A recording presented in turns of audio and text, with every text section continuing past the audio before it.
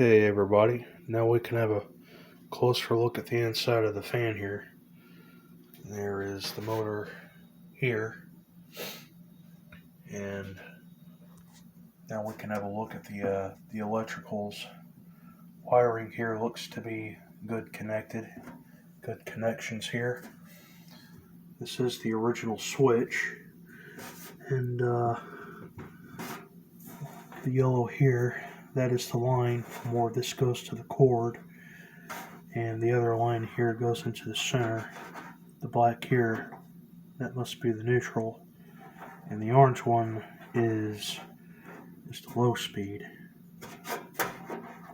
Not exactly too sure, but I do believe this is 11 on rotary switching. This was actually the last Wizard box fan that I had the identical switch to this.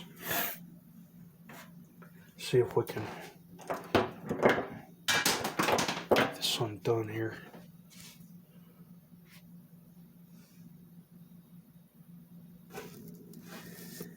Alright.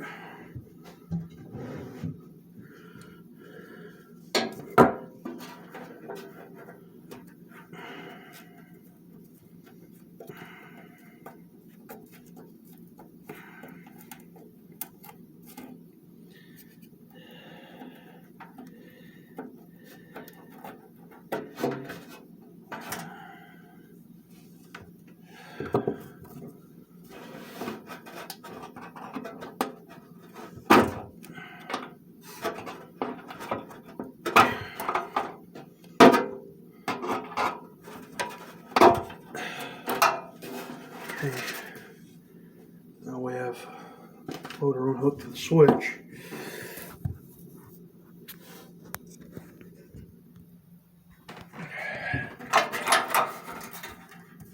There's the connectors here.